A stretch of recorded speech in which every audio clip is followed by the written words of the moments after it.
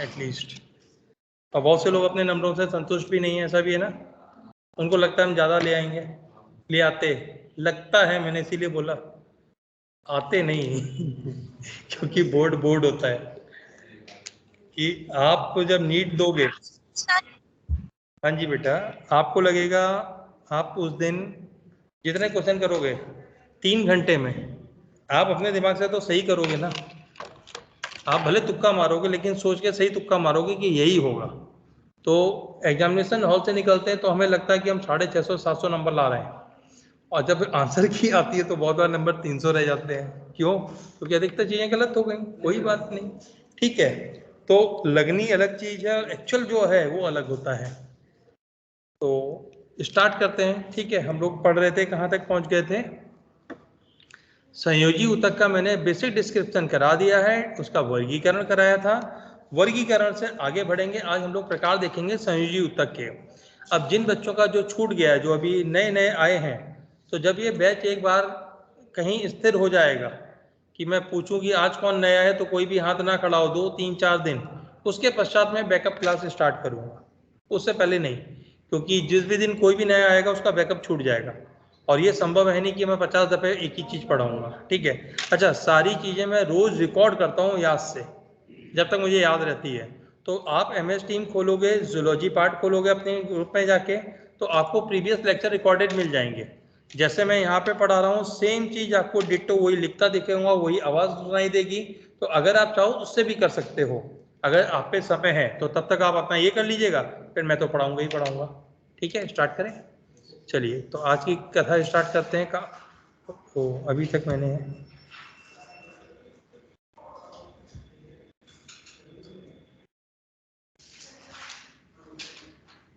इसको ऑन नहीं किया है, तो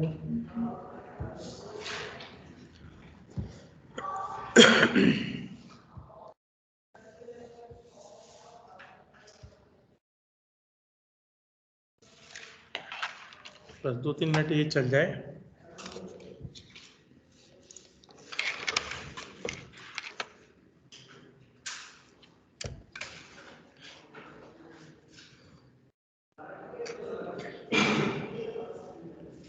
आज कोई गायब भी है, एक बालक गायब है।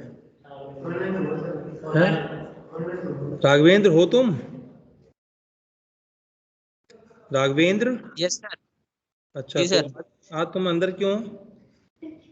बोलो तो, ऑनलाइन क्यों हो? सर काम था थोड़ा सा। ऐसा क्या काम दोस्त, हमारी क्लास से इम्पोर्टेंट? नहीं सर, क्लास तो मैं ले रहा हूँ मैं सर, खेत पे पानी चल रहा था। ओह, वेरी गुड। कोई नहीं, अच्छी बात है, ठीक है। अब स्टार्ट करते हैं। कल हम लोगों ने अपना एक बेसिक वर्गीकरण किया था, उसमें हम लोगों ने पाया था कि 3 प्रकार के संयोजी ऊतक होते हैं। एक शिथिल होता है अथवा ढीला, दूसरा सघन, तीसरा विशिष्ट। तो पहला स्टार्ट करेंगे आज, कौन सा?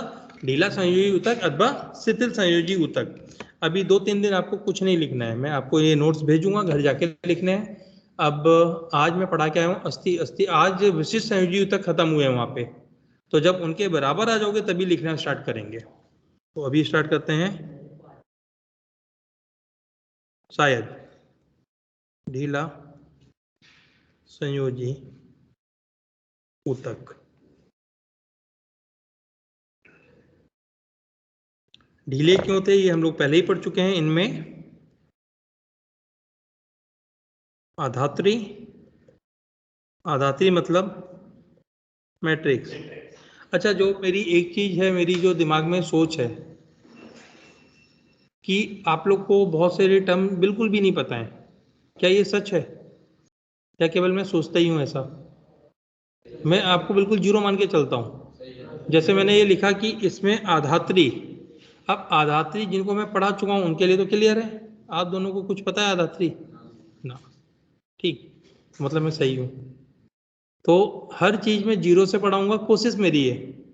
अगर मैं कुछ मान लूँ कि तुम्हें आता हो और तुम्हें नहीं आता हो, तो हाथ खड़े करके पूछ लेना, ठीक है। ये याद रखना, ये क्लास आपके ज्ञान वर्धन के लिए, मेरे लिए नहीं है।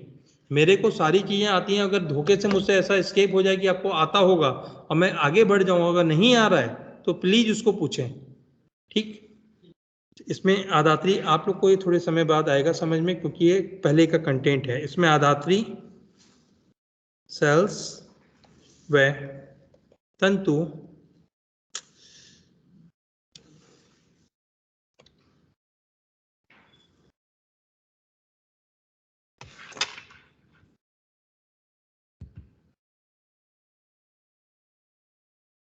अरे भाई क्यों नहीं आ रहे हो?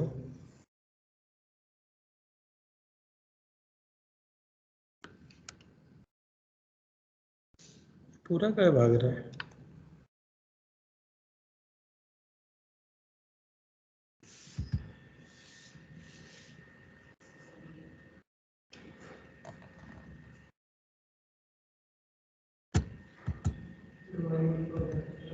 इतनी देर में तो लिख लेता।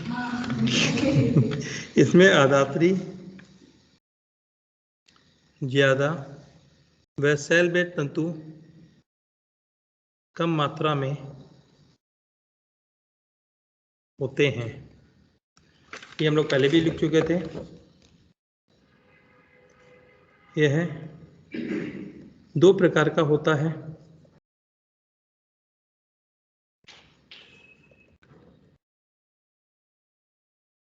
नंबर 1 वायवीय संयोजी ऊतक,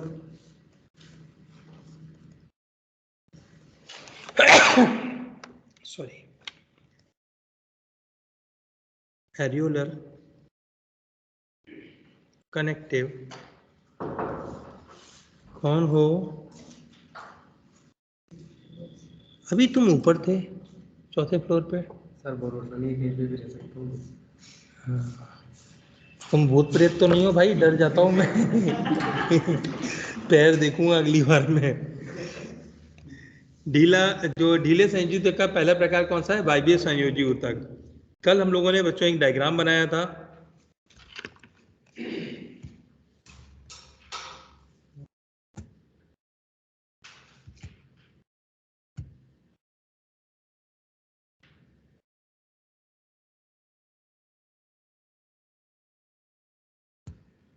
ये डायग्राम हम लोगों ने बनाया था।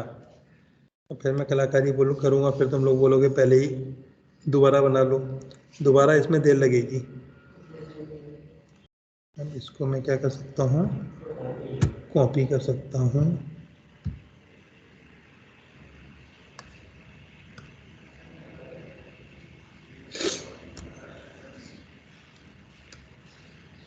यहाँ पे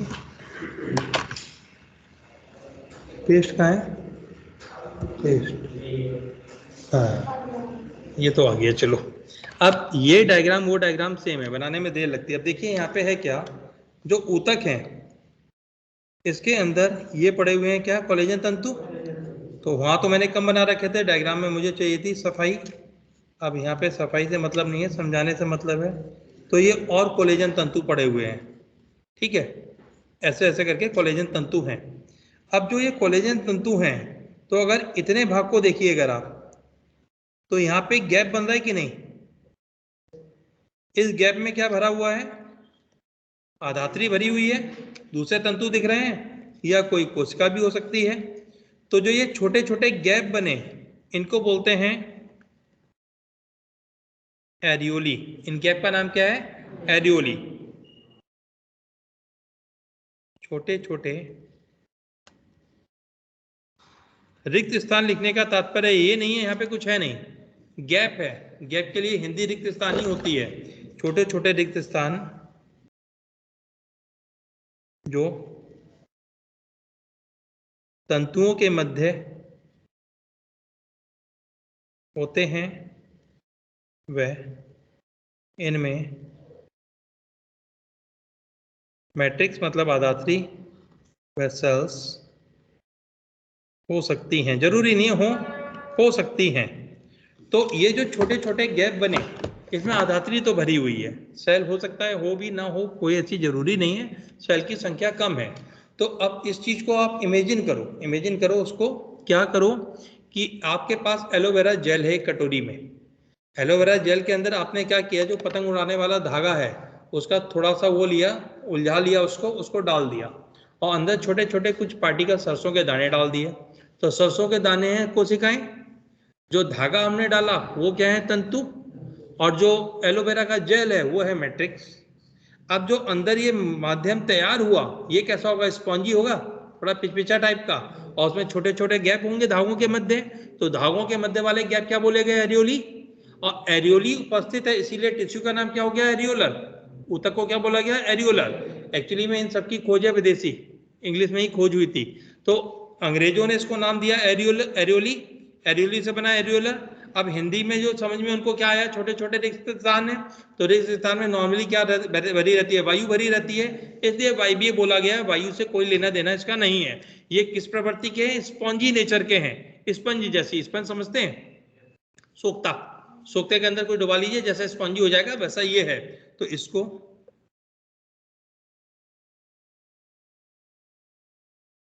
स्पॉन्जी संयोजी ऊतक भी कहा जाता है।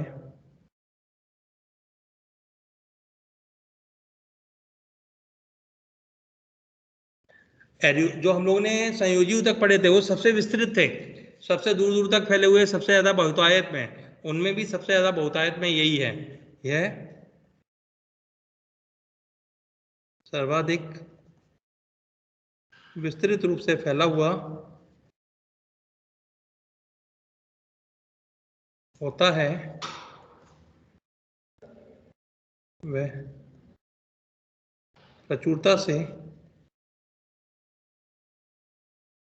उपस्थित होता है, सर्वाधिक प्रचुरता से उसमें उपस्थित है। जितनी कोशिकाएं दिख रही हैं, जो आपको एनसीईआरटी में मैंने बताया था ना, ये डायग्राम है, तो वो एरियोलर कनेक्टेड टिश्यू का ही डायग्राम है।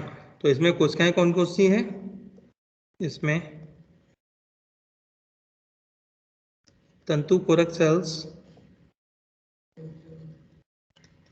मास्ट सेल्स, महाभक्षाणु सेल्स आदि पाई जाती हैं। इसमें कोशिकाएं आपकी प्रचुर मात्रा में हैं, जितनी मतलब क्वांटिटी है वो अलग अलग फैली हुई है। अब बात आती है आपकी बॉडी में कहाँ है वायवीय संयोजी ऊतक उपस्थिति। वायवीय संयोजी ऊतक आपका जगह जगह आएगा। जब मैं फिजियोलॉजी पढ़ाऊंगा, आंतों की सेक्शन कटिंग कराऊंगा, वहाँ पे भी आएगा, पेशी पढ़ाऊंगा वहाँ पे भी आएगा, नर्वस सिस्टम पढ़ाऊंगा वहाँ पे भी आएगा, श्वास नली पढ़ाऊँ, मूत्र मार्ग पढ़ाऊँ, हर जगह ये आना है। तो ये जहाँ जहाँ आता रहेगा इसके ज़्यादा जिक्र वहाँ पे आएंगे। अभी जो इसके बेसिक डिटेल है हम लोग केवल उसकी जिक्र कर रहे हैं कि ये हम लोग को पाया कहाँ पे जाएगा। अब हम लोग देख क्या रहे हैं, हम लोगों ने किसी के हाथ को हड्डी तक काट दिया है। जैसे ये हाथ है मेरा, इसको मैं चाकू से इतना काटूं कि चाकू अस्थि को टच करने लगे, बोन तक पहुंच जाए, तो जो ये जितनी सेक्शन कटा है तो ये कैसा दिखेगा, हम लोग देख क्या रहे हैं बच्चों। ये किसी का हाथ है, मेरा नहीं है, ये उसके अंदर अस्थि पड़ी हुई है, ठीक। अब इस हाथ को ऐसे करके काट दिया गया है, ठीक। अब कटिंग के बाद जो यहाँ पे विभिन्न प्रकार की परतें होंगी, ये परतें कैसी दिखती हैं हम लोग इसको देखने जा रहे हैं। तो सबसे ऊपर की तो लेयर ये आ गई, ये हम लोग पहले पढ़ चुके हैं, अभी इसका नामकरण मैं करूँगा, पहले लेयर्स बना दूँ।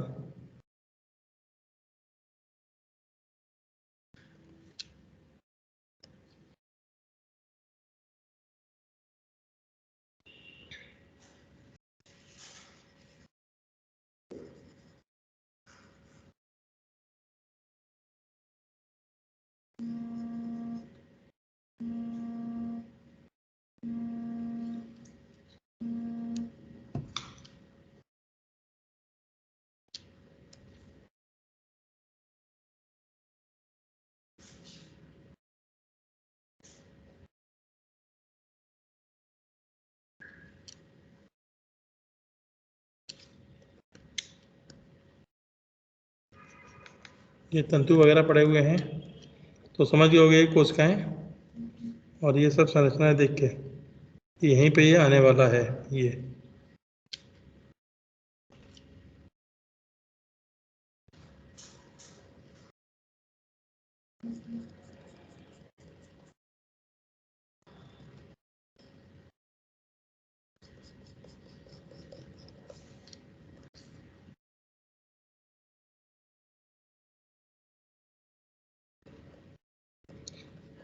ये पहुंच गया हड्डी तक, ये बोन है।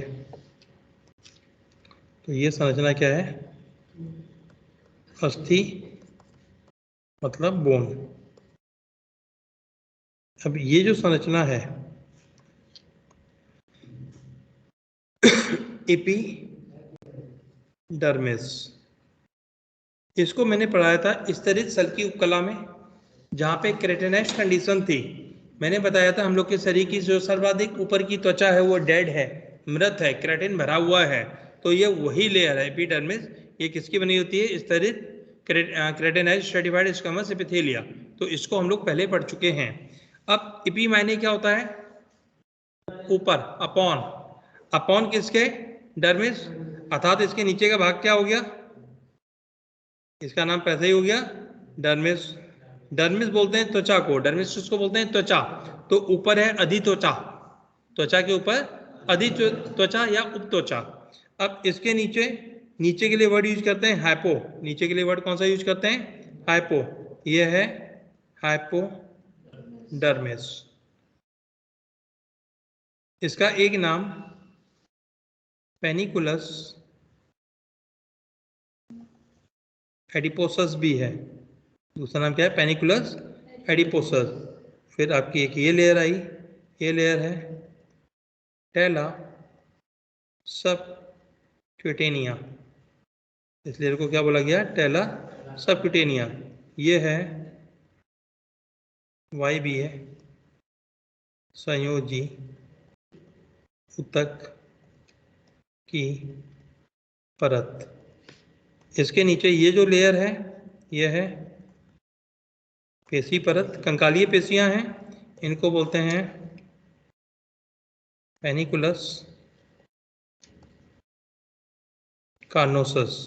तो अगर आपकी त्वचा से लेके हड्डी तक काटा जाए तो इतनी लेयर आपको मिलेंगी। इस लेयर में आपको क्या प्राप्त हुई? ये प्राप्त हुई है टेला सबक्यूटेनिया। ये वायवीय संयोजी ऊतक की लेयर है जिसको हम लोग डिस्कस कर रहे हैं। तो इसीलिए सर्वाधिक विस्तृत रूप से फैली हुई है, त्वचा के नीचे लगातार किस फॉर्म में है? ये आपकी टेला सबक्यूटेनिया के फॉर्म में है। तो इसकी लोकेशन क्लियर? एक लोकेशन ये त्वचा के नीचे पाई जाती है। अगर नट सेल में बोले तो उपस्थिति क्या है? त्वचा के नीचे टेला सबक्यूटेनिया के रूप में। अन्य उदाहरण में आहार नाल, एलिमेंट्री कैनाल, श्वसन मार्ग,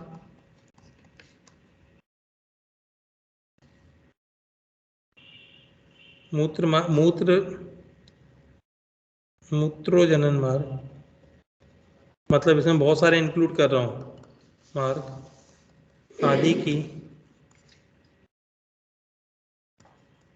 भित्ति में, सब म्यूकोसा में, किसमें पाई जा रही है? सब म्यूकोसा में। इसके अतिरिक्त इसके बहुत सारे उदाहरण हैं, मैं यहाँ पे आपको इंक्लूड नहीं कराऊंगा। उदाहरण केवल यही लेके चलेंगे, त्वचा के नीचे तथा सब म्यूकोसा। यही दो उदाहरण आप याद करके चलेंगे। यहाँ तक क्लियर? अब एक तो हो गया हम लोग का वायवीय संयोजी ऊतक। मैंने कहा, क्या कहा था? ये कितने प्रकार के हैं? दो। वायवीय संयोजी ऊतक क्लियर? अब दूसरा देखते हैं।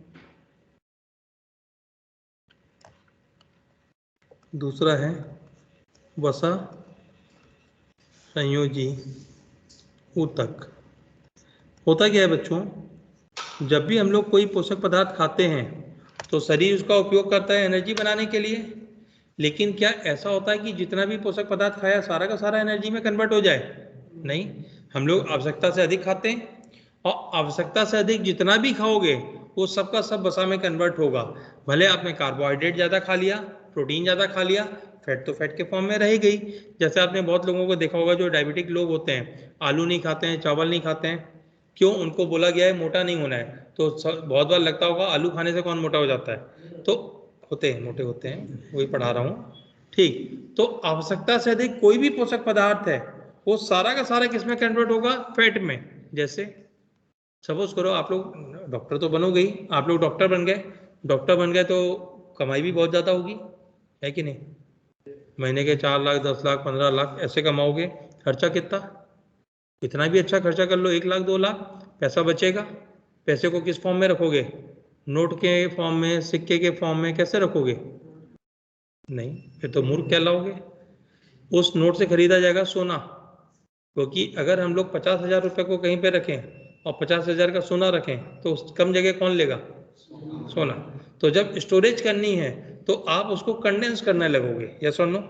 सोने का दाम भी बढ़ेगा, पैसा तो पैसे ही रह जाएगा। हो सकता है मोदी जैसा कोई आके रद्दी कर दे, ये पैसा माना ही नहीं जाएगा, तो फायदा क्या? तो उसको हम लोग क्या करते हैं? सोने के रूप में खरीद के रख लिया। तो ऐसे ही शरीर क्या कर रहा है? शरीर के पास पोषक पदार्थ बहुत ज़्यादा, अब वो स्टोर करे तो स्टोर करने के लिए कम से कम जगह में ऐसा पदार्थ स्टोर करो ज़्यादा एनर्जी दे, वो केवल और केवल फैट है। तो इसीलिए कोई भी एक्स्ट्रा पदार्थ है उसको किस में कन्वर्ट कर लेंगे? वसा में, और वसा ऊतक के रूप में संग्रहित कर लेंगे। इसका कॉन्सेप्ट क्या है?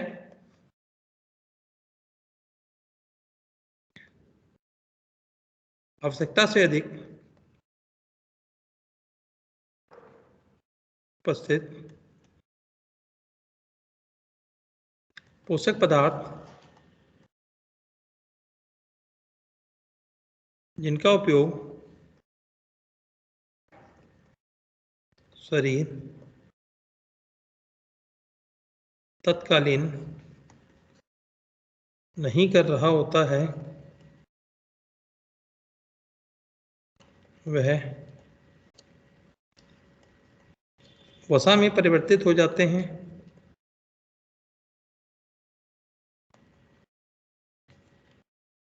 तथा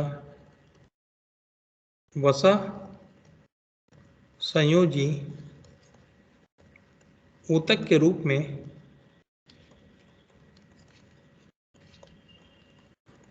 संग्रहित कर लिए जाते हैं। तो इनका संग्रह किस रूप में हो गया? वसा संयोजी ऊतक के रूप में हो गया। ये तो केवल एनसीईआरटी का कॉन्सेप्ट हो गया, जो एनसीईआरटी ने आपको बताया वो मैंने लिखा दिया। अब देखते हैं ये होता क्या है एक्चुअली में। अब सपोज करिए बच्चों, ये है कोई वसा कोशिका, वसा कोशिका का ये है केंद्रक, और ये छोटा सा उसके अंदर वसा गोलक है। ये क्या है? वसा गोलक। इसने वसा इकट्ठी कर रखी है।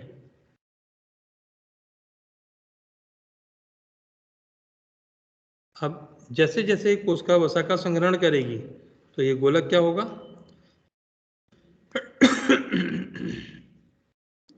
बड़ा हो जाएगा। ये इतना बड़ा होगा कि कोशिका के अधिकांश भाग को घेर लेगा। अधिकांश भाग को घेर लेगा तो केंद्र को क्या करेगा? धक्का मार के एक तरफ कर देगा। केंद्र को धक्का मार के एक तरफ कर दिया और ये आ गई इसकी कोशिका झिल्ली।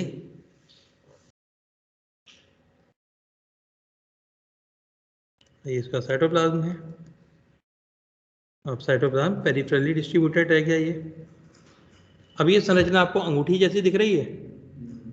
ऐसी अंगूठी जिसमें कोई नगीना लगा हो, नग लगा हो, पत्थर लगा हो, ऐसी अंगूठियों को बोलते हैं सिग्नेट रिंग। क्या बोलते हैं इसको?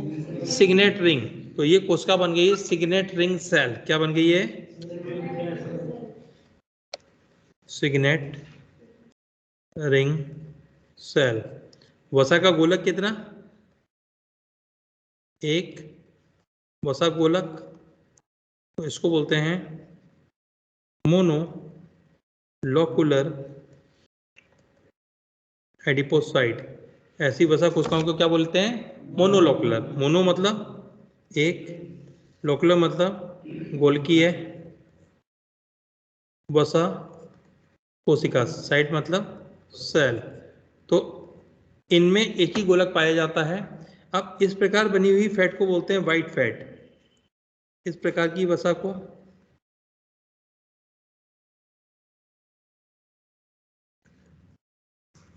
श्वेत वसा या व्हाइट फैट कहा जाता है। उपस्थिति कहाँ मिलती है आखिर ये? लैपटॉप बड़ी गहरी गहरी सांसें ले रहे हैं, फटेगा तो नहीं? उपस्थिति देखो कहाँ पे है। नंबर 1, त्वचा के नीचे हाइपोडर्मिस। कौन है भाई? हेलो हेलो बेटा, क्लास में हूँ, पहले भी फोन इसीलिए अटेंड नहीं किया था, ठीक है? ओके। पैनिकुलस एडिपोसस के रूप में, अभी मैंने पीछे एग्जाम्पल कराया था, ये देखो पैनिकुलस एडिपोसस मिला हाइपोडर्मिस। अर्थात बहुत बार आपको चोट लगी होगी, त्वचा इतनी छिल गई कि नीचे से सफेद दिखने लगी, बहुत बार लगी होगी। वो सफेद कौन है? ये वाली वसा है, और ये हम लोग की त्वचा के नीचे लगातार लगी हुई है, पूरी बॉडी में है। अर्थात अगर कोई हम लोग की चमड़ी उधेड़ दे तो हम लोग नीचे से सफेद निकल आएंगे। और वो सफेद है क्यों? आखिर ये परत क्यों लगी है शरीर के चारों तरफ? क्या कारण है शरीर के चारों तरफ परत लगा दी गई है? अच्छा, हम लोग और पक्षियों में क्या समानता होती है? चिड़ियों में, हम लोगों में और चिड़ियों में क्या समानता होती है? ये मत बोलना उड़ लेते हैं हवाई जहाज में बैठ के। तुम्हारे पंख हैं? मारेंगे फेंक के कुछ। समानता पूछिए, विभिन्नता नहीं पूछी है। एक तो बहुत बड़ी समानता है, दोनों ही 2 पैरों से चलते हैं। यस और नो? कोई भी चिड़िया 2 पैरों से ही चलती है, हम लोग भी 2 पैरों से ही चलते हैं। इसको छोड़ दो, अब और कोई समानता ढूंढो। हिंट दे दे रहा हूं, रुधिर के हिसाब से ढूंढनी है। रुधिर किसमें ब्लड नहीं होता? और तुम्हारे? अबे समानता पूछी है, और चिड़ियों में ब्लड नहीं होता? अच्छा, हाँ तो काट के देख चुका होगा ना वो, तभी बोल रहा होगा। नहीं होता, उसमें नहीं होता है, केराटिनाइज होते हैं वो, सल्की होते हैं। समानता ये होती है, दोनों गर्म रुधिर वाले हैं, हम लोग भी गर्म रुधिर वाले, वो लोग भी गर्म रुधिर वाले। इसका तात्पर्य क्या होता है? थर्मामीटर लगाते हैं, बुखार को चेक करने के लिए कौन सी वैल्यू देखते हैं? 37, 37 से ज़्यादा तो बुखार है, 37 के नीचे नहीं है, मतलब नॉर्मल बॉडी टेम्परेचर कितना रहना चाहिए? 37, और ये कांस्टेंट रहता है। यस और नो? और चिड़ियों का बॉडी टेम्परेचर भी कांस्टेंट रहता है। तो चिड़ियों का बॉडी टेम्परेचर क्यों कांस्टेंट रहता है? उसके ऊपर है पंख, उसकी ऊष्मा की क्षति को रोक देते हैं। उसके फैदर कैसे हैं? ऊष्मा के कुचालक हैं। ऐसे ही हम लोग के जो त्वचा के नीचे फैट है, ये भी ऊष्मा की कुचालक है, ये भी शरीर से ऊष्मा की क्षति को रोक देगी। तो आपकी बॉडी के टेम्परेचर को 37 पे फिक्स करना है। अगर फैट हटा दो तो शरीर की ऊष्मा निकल के वातावरण में चली जाएगी, तो शरीर को ज़्यादा ऊष्मा बनानी पड़ेगी। ऊष्मा ज़्यादा बनानी पड़ेगी, पोषक पदार्थ ज़्यादा चाहिए, खाने की मात्रा ज़्यादा बढ़ानी पड़ेगी, उसके लिए एनर्जी खर्च होगी, खाने को दिन भर कौन ढूंढेगा? तो शरीर ने क्या किया? गर्म रुधिर बनाने के लिए त्वचा के चारों तरफ आवरण किसका बना दिया? वसा का।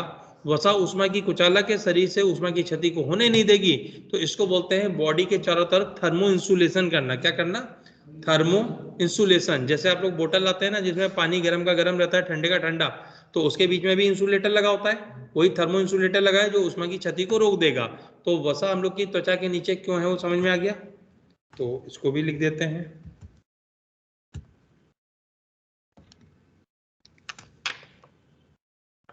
यहाँ यह है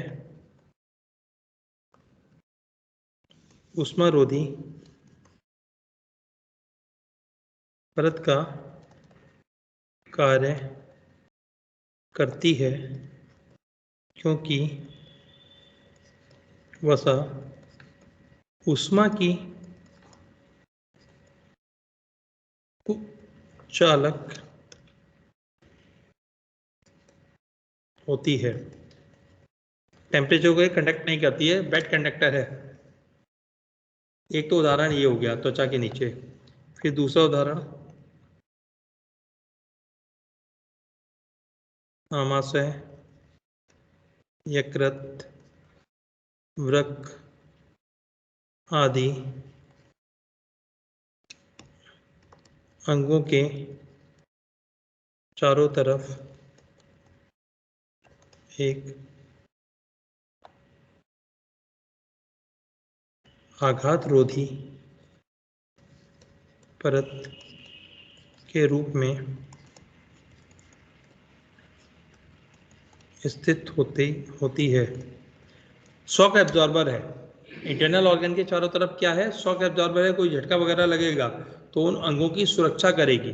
आप गिरते पड़ते हैं तो अंगों पे ज़्यादा डैमेज ना पहुंचे। अगर ये अंग डैमेज कर गए तो जीना भी पॉसिबल नहीं होगा, सर्वाइवल पॉसिबल नहीं है। तो इनके चारों तरफ वो क्या कर रही है? शॉक एब्जॉर्बर की परत बना दे रही है। ये क्लियर? नेक्स्ट, और कहाँ पाई जाती है?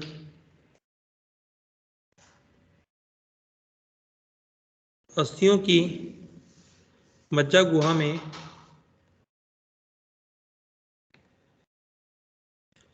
पीत अस्थि मज्जा के रूप में भरी रहती है।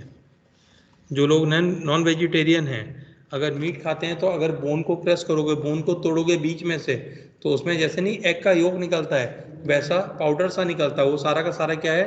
फैट। अगर लॉन्ग बोन का एंड तोड़ोगे तो लाल अस्थि मज्जा निकलेगी, और अगर बीच के भाग को तोड़ोगे तो क्या निकलेगी? पीत अस्थि मज्जा, जो फैट का स्टोरेज है। ये क्लियर? तो यही एक 3 एग्जाम्पल आपसे पूछे जाते हैं जो मैंने यहाँ पे पढ़ा दिए हैं। यहाँ तक क्लियर? समझ में आ गया? कोई डाउट नहीं? तो एक तो वसा की प्रकार हो गई, कौन सी? हाँ जी बेटा। ये एक गोली का वसा एक बार और बता देना। बेटा इतना समय नहीं है मैं इतना पूरा एक्सप्लेन कर पाऊँ। आपको एग्जैक्टली क्या पूछना है वो पूछिए। मतलब सर ये सफेद ये बेटा आपकी आवाज ही नहीं आ रही है।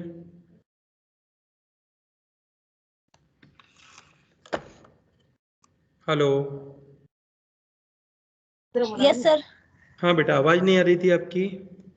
मतलब एक कोशिका में से ये वाइट निकाला, ये समझ नहीं आया मेरे। व्हाइट एक मैंने गोली क्या का निकाला बेटा? वो तो भरा हुआ है अंदर। कहाँ निकाला मैंने इसको?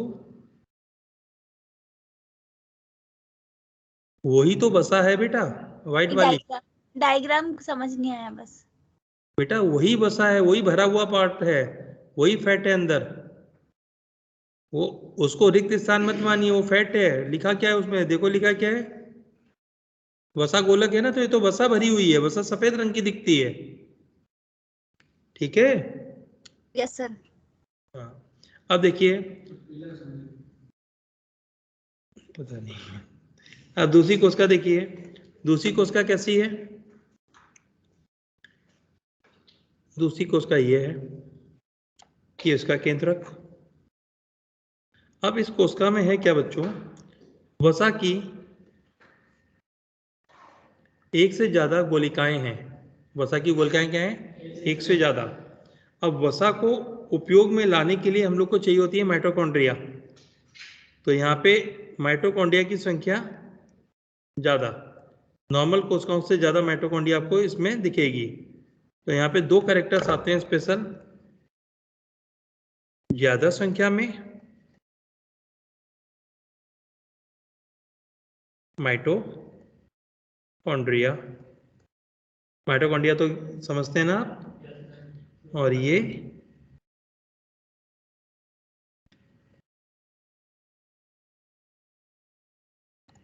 ज्यादा संख्या में वसा गोलक। जब एक गोलक था तो मोनोलोकुलर, अब गोलक हैं बहुत ज्यादा, मल्टीलोकुलर। अब इसी का नाम क्या हो जाएगा? मल्टीलोकुलर एडिपोसाइट। बहुगोलकीय वसा कोशिका। अब इसमें माइटोकॉन्ड्रिया की संख्या बहुत ज्यादा है, तो होता क्या है? माइटोकॉन्ड्रिया के बारे में थोड़ा अंदाज। माइटोकॉन्ड्रिया में क्या क्या होता है, कुछ अंदाज ऐसा? अंदर की मेम्ब्रेन पे कुछ रैकेट लाइक पार्टिकल्स होते हैं, उनका नाम? क्रिस्टी। क्रिस्टी तो उभार होते हैं बेटा, उनका नाम, पार्टिकल का नाम क्रिस्टी नहीं होता, क्रिस्टी उभार है। F1। F1 पार्टिकल के अंदर क्या है? इतना भी होता है, अंदर भी होता है कुछ?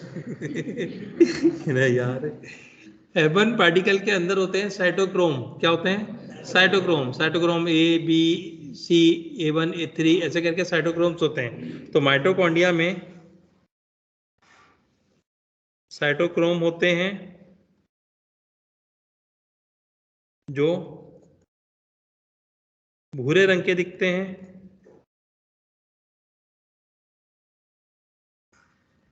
अतः यह वसा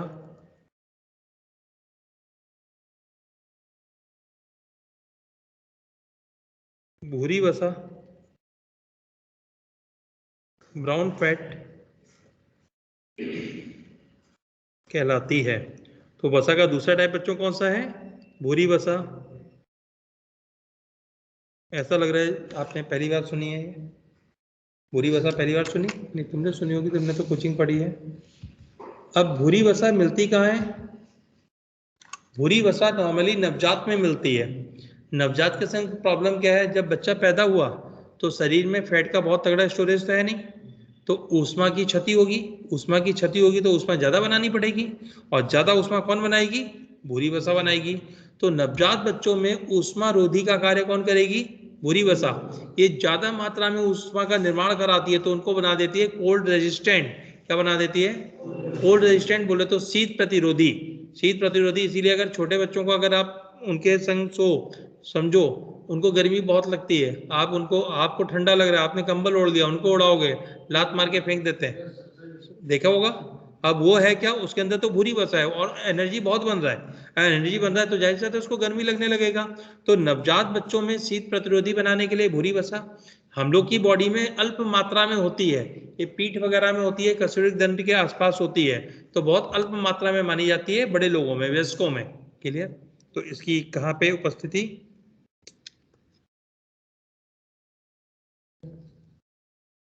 यह है नवजात बच्चों में अधिक मात्रा में होती है तथा उन्हें शीत से बचाती है। शीत प्रतिरोधी।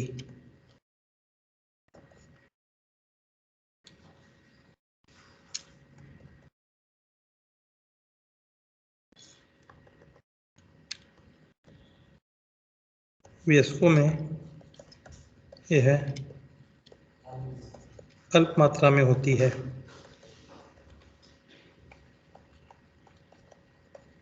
तो ये हो गया बच्चों हम लोग का कॉन्सेप्ट किसका? श्वेत वसा तथा भूरी वसा का।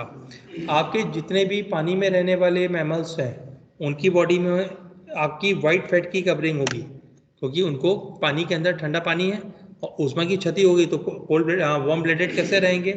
कुछ ऐसे जंतु होते हैं जो शीत निष्क्रियता में जाते हैं, मैमल्स, स्तनपाई। ऐसे स्तनपाई जो शीत निष्क्रियता में जाते हैं कौन है? शीत निष्क्रियता में जाने वाला स्तनपाई सोने चला जाता हो जाड़े में, दिखता ना हो। भालू। भालू, वेरी गुड। पोलर बियर ज्यादा ऊंचे तक है ना। भालू, सभी के सभी भालू अधिकतर शीत निष्क्रियता में जाते हैं। तो पोलर बियर कहाँ पे रहता है? पोल पे, अंटार्कटिक वगैरह में। वहाँ 6 महीना ठंडा रहता है, तो वो 6 महीने की शीत निष्क्रियता में चले जाते हैं, सोने चले जाते हैं। तो उस समय उनकी हाइबरनेटिंग एनिमल्स में सारी की सारी जो वसा होती है, कौन सी खर्च होगी? ये वाली वसा खर्च होगी। कुछ जो एनिमल्स हैं उनकी पूंछ वगैरह में पाई जाती है। जो आपका ऊंट का कुबड़ होता है, ऊंट के कुबड़ में क्या? फैट। ऊंट के कुबड़ में भी क्या मिलेगी आपको? फैट मिलेगी। ये क्लियर? तो ये खैर वो अन्य एग्जाम्पल अब नहीं पूछे जाते हैं। तो ये हो गया ढीला संयोजी ऊतक। तो ये बहुत बड़ा पन्ना हो गया जिसको मैंने पढ़ाया, लिखते लिखते आपकी सांसें फूल जाएंगी घर पे। तो ये पूरा क्लियर ढीला। सघन वाला ज्यादा लंबा नहीं है, सघन वाला आधे पेज का ही है। अब देखते हैं सघन संयोजी ऊतक।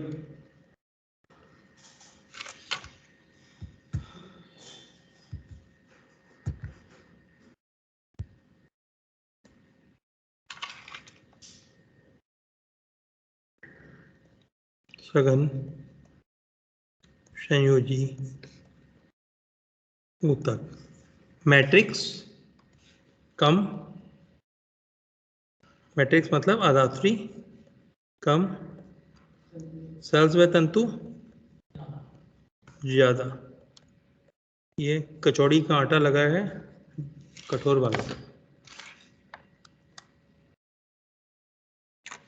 अब देखिए इसके दो प्रकार होते हैं। कचौड़ी का आटा ढीला लगता है टाइट? पूड़ी का टाइट लगता है? हाँ, पूड़ी का टाइट लगता है, कचौड़ी का ढीला लगता है। हैं? सबसे ज्यादा टाइट बाटी होती है। बाटी?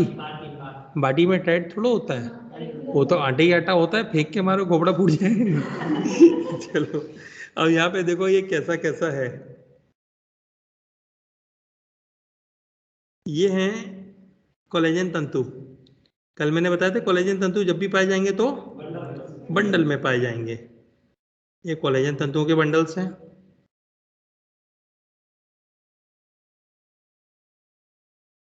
इसके पश्चात आपको दिखेंगे बंडल ऑफ, सॉरी लाइन में दिखेंगी फाइब्रोब्लास्ट। ये कोशिका कौन सी है? फाइब्रोब्लास्ट। ये समानांतर क्रम में पाई जा रही हैं।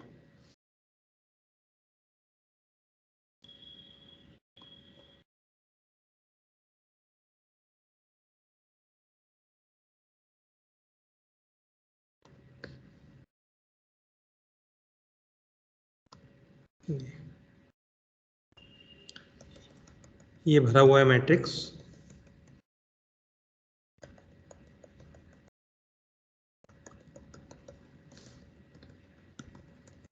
अन्य कोशिकाएं इधर उधर बिखरी स्थिति में हैं। एक तो संयोजी तक आपका ये है, दूसरा देखिए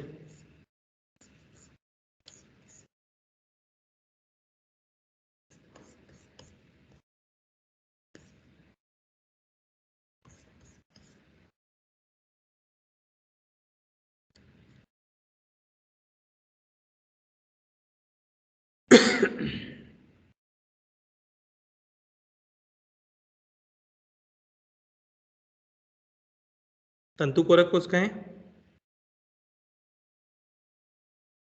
मांस कोशिका वगैरह। ये कोशिकाओं के नाम से ज़्यादा मतलब नहीं है आपको। ये है कोलेजन तंतु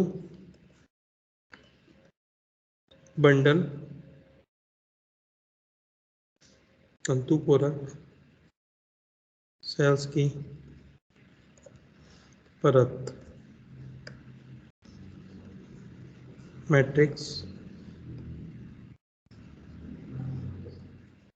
मास्ट सेल।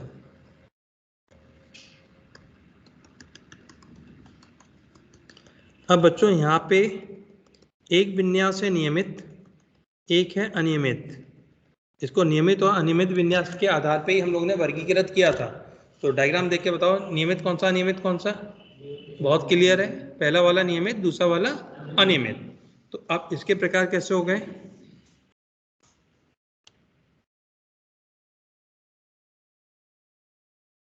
सघन, नियमित, संयोजी, ऊतक। और ये हो गया सघन, अनियमित, संयोजी, ऊतक। डेंस रेगुलर छोटे छोटा लिख दूं, और ये डेंस इरेगुलर। अब जो भी डेंस रेगुलर कनेक्टेड टिश्यू होगा उसकी प्रॉपर्टी क्या होगी? यह दो प्रकार के होंगे। एक को बोलते हैं कंडरा, टेंडन, और दूसरे को बोलते हैं स्नायु, लिगामेंट। जो कंडरा है इसके लिए याद रखना टीएमबी। टोबैको मोज़ेक वायरस आपने पढ़ा होगा टीएमबी, तो उसकी एक है टीएमबी, बी फॉर बॉम्बे याद रखना है। तो ये क्या होता है? कंडरा, पेशी को अस्थि से जोड़ता है। कंडरा किससे किसको जोड़ेगा? पेशी से अस्थि को। ये इसके लिए याद रखना फर्स्ट शॉर्ट साउंड लब। ये क्या करेगा? यह है बोन से बोन को जोड़ता है।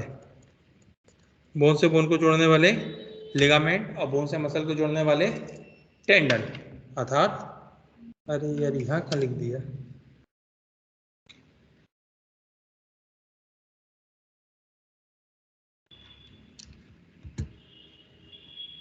आजकल सुविधाएं कितनी हो गई हैं, देखो बिना टेंशन के उधर पहुंच गया। स्नायु क्लियर? अब एक डायग्राम के माध्यम से आपको दिखाता हूं। सपोज करिए किसी की हड्डी नहीं है, भुजा है, कोई ताकतवर इंसान है जिसके डोले दिख रहे हैं आपको, ठीक है। हड्डी ये है,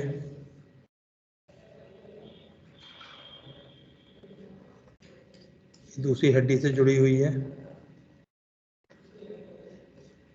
ये आपको भुजा दिखा रहा हूं। एक हड्डी ये आई,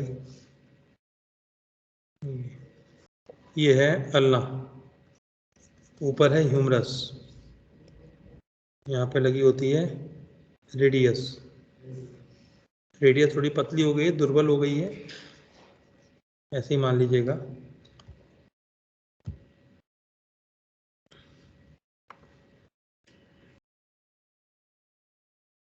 ये है इसके डोले, बाइसेप मसल।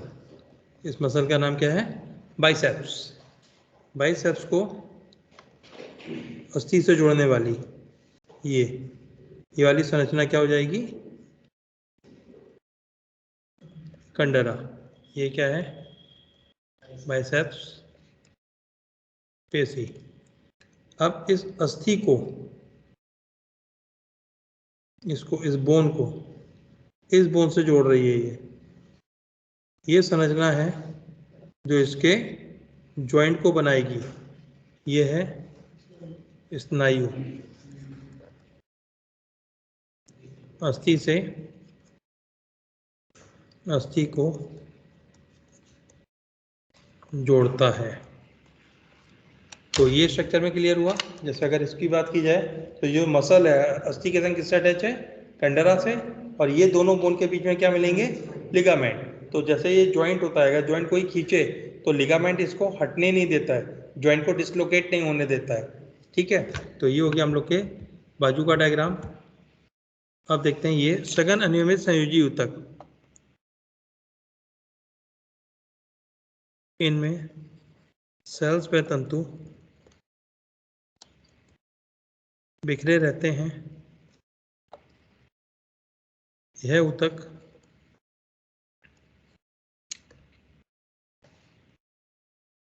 त्वचा में उपस्थित होता है।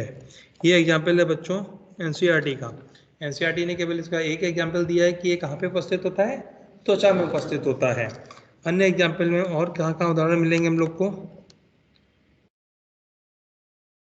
वृक्क के चारों तरफ,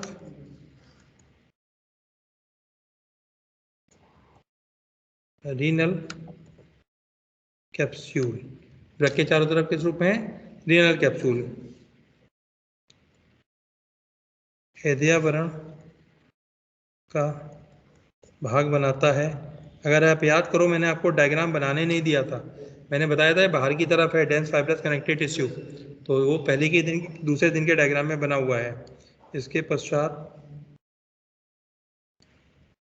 पेरिओस्टियम, ये कल पढ़ाऊंगा। पेरिकॉन्ड्रियम, ये शायद आज आ जाए, आदि। मस्तिष्क के चारों तरफ ड्यूरा मैटर। मस्तिष्क के चारों तरफ क्या है? Dura mater. मस्तिष्क के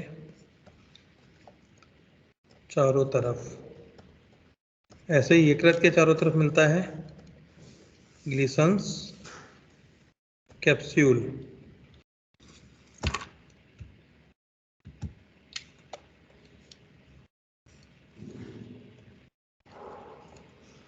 ग्लिसन्स कैप्सूल,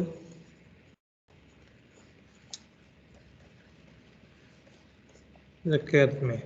ग्लिसरॉल कैप्सूल कहाँ मिलेगा? यकृत में। वो सब इसके एग्जाम्पल हैं। जब भी कभी मैं लिखूंगा शीत, तो इनको शीत कहते हैं। मैं लिखूंगा अधिकतर जगह जब आगे पढ़ेंगे WFCT शीत, अर्थात वाइट फाइब्रस कनेक्टेड टिश्यू की शीत है। तो इसके अंदर फाइबर कौन सा भरा हुआ है? सफेद। और शीत मतलब अनियमित विन्यास में भरा हुआ है। तो वो शीत जब भी लिखा जाएगा तो इसका मतलब इनका अनियमित विन्यास होगा। ये क्लियर? तो ये होगा हम लोग के किसके बारे में हो गया? सघन संयोजी ऊतक के सभी प्रकार हो गए। ठीक, नेक्स्ट।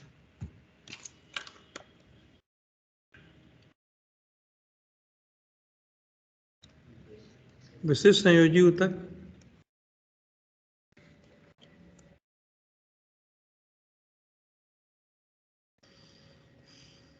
मैट्रिक्स, विशिष्ट प्रकार का होता है।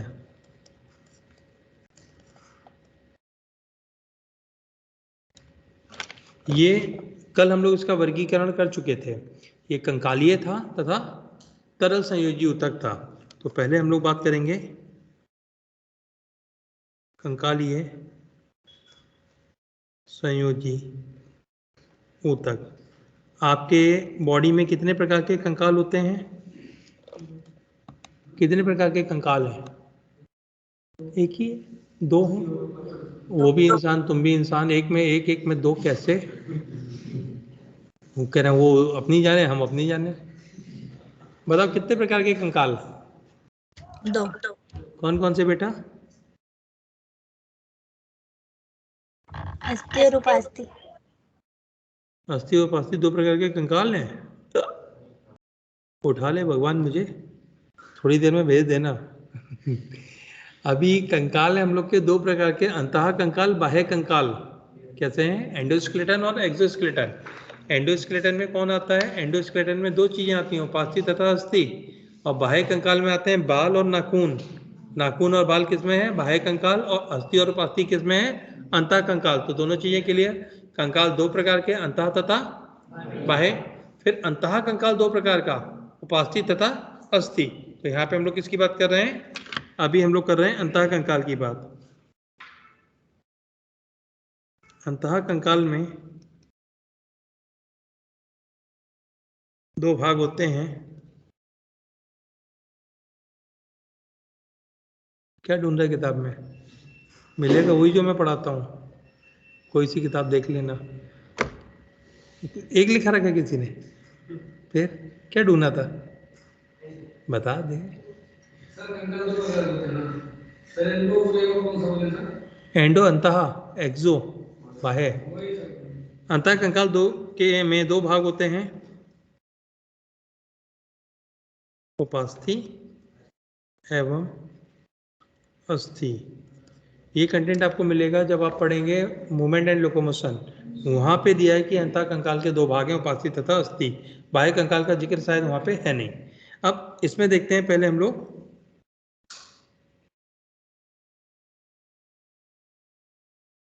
उपास्थि।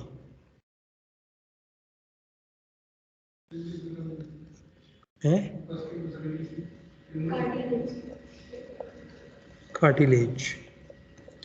इसका मैट्रिक्स बोले तो आधात्री,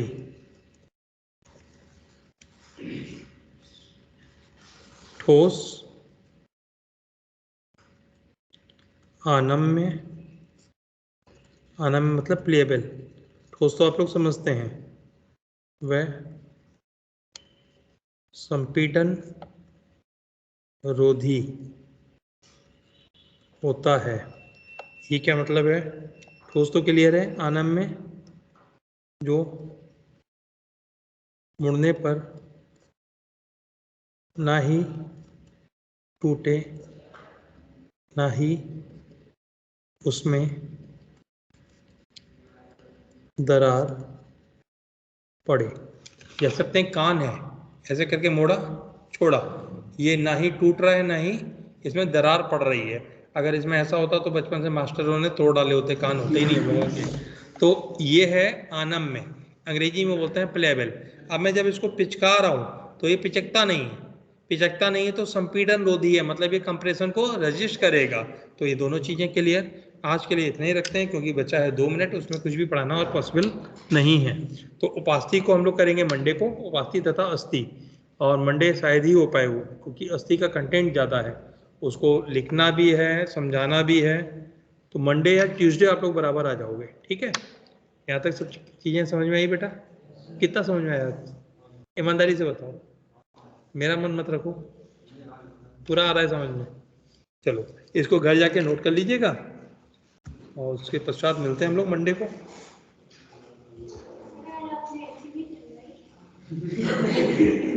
अच्छा आज स्वेटर पहन के आई थी? नहीं आई थी? आज थोड़ा सही सही लग रहा था पढ़ाने के बाद, मतलब पहले तो गर्मी लग रही थी, थोड़ा सही हो गया था मौसम है। नहीं भूला नहीं मैं, तुम लोग का ख्याल रख रहा था। ऊपर ऊपर पूछ कर हिंदी मीडियम वाले ठिठुर गए थे, 40 मिनट एसी चली ऊपर, अभी एकदम से गर्मी हो जाती है। एक्चुअली में है क्या, तुम लोग की क्लास में अंतर क्या है, यहाँ नहीं यहाँ बैठ के पढ़ा रहा हूँ, वहाँ मूवमेंट है, एक्टिविटी है बोर्ड की, वो आपकी एनर्जी खर्च करेगी। और दूसरी चीज़ तुमने भी अच्छा कहा, बच्चे हैं वहाँ 70-80 बच्चे हैं, तो उतने बच्चों की जो बॉडी से हीट निकल रही है वो क्लास गर्म कर देती है। तो कम क्लास में जब बैठोगे तो कैसी रहेगी वो? ठंडी। इसीलिए तो तुम लोग को जल्दी से बराबर ले आऊँगा, क्योंकि फिर आपके पास ऑप्शन रहेगा। जैसे ये बेचारी एक अकेली लड़की पढ़ रही है इस बैच में, आप पे ऑप्शन है, फिर आप चाहो तो पूरा ऑफलाइन पढ़ो, पूरा ऑनलाइन पढ़ो, जैसे चाहे पढ़ो। जिस दिन इच्छा नहीं उधर इधर पढ़ो, दोनों बराबर रखूंगा। जैसे उनकी भी क्लास छूटे तो इधर अटेंड कर लिया करें, तो दोनों बैच में फायदा हुआ था। ठीक है बच्चों, okay bye bye. Oh sorry, फिर रुक जाओ, फिर मैं इसका सेट बना दूँ। मैं बुढ़ा गया हूँ, मैं भूल जाता हूँ, फिर ये नोट्स नहीं पहुँचेंगे, फिर ये कल मैं भेजूंगा नहीं, परसों ही होगा इसका काम। तुम लोग खड़े होकर खुद ही कर लो, इतने बड़े तो हो गए। सब लोग खड़े हो जाओ, तुम में से कोई एक प्रतिज्ञा करा दो। तेज से बोलो, ऐसा मजा नहीं आएगा फिर।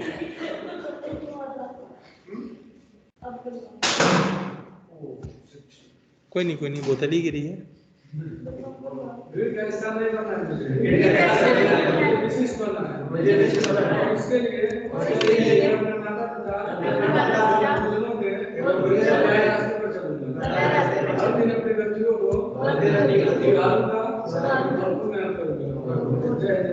जय हिंद। आवाज में थोड़ी वो लाओ दम, कठोर आवाज होनी चाहिए। जो अनाउंस करता है ना उसकी आवाज सबसे ज्यादा कठोर होती है, लाउड है।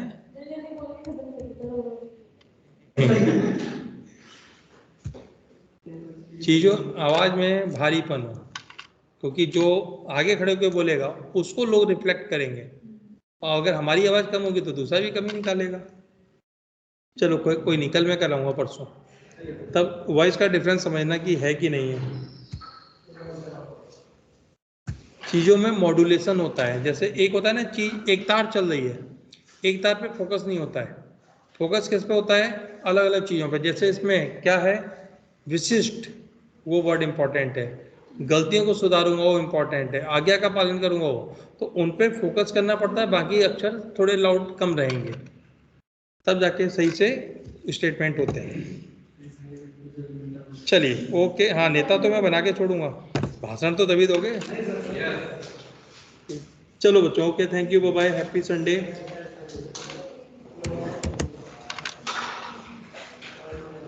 अब जिसको नोट्स चाहिए हो बता देना मुझे। तुम्हें तो मिल गए तुम्हारे पूरे, इसके अलग किसी को नोट्स चाहिए हो पुराने तो बताते चलना मुझे, मैं भेजता रहूँगा। या ये गुड़िया भेज देगी, नंबर तो अब आपस में होंगे ना आपके? नहीं ठीक, तो मुझसे मांग लेना, कोई दिक्कत नहीं है। आप लोग को चाहिए तो हमें व्हाट्सएप पे नमस्ते लिखना, गुरुजी नमस्ते, और उसके बाद नोट्स आपको भेज देंगे। नंबर लिखो यार, ऐसे हम बोलेंगे तब ना जब आप लिखोगे। 8290 लिख रहे हो? 334 077। अनिल सिंह यादव, ये नाम है हमारा। ठीक,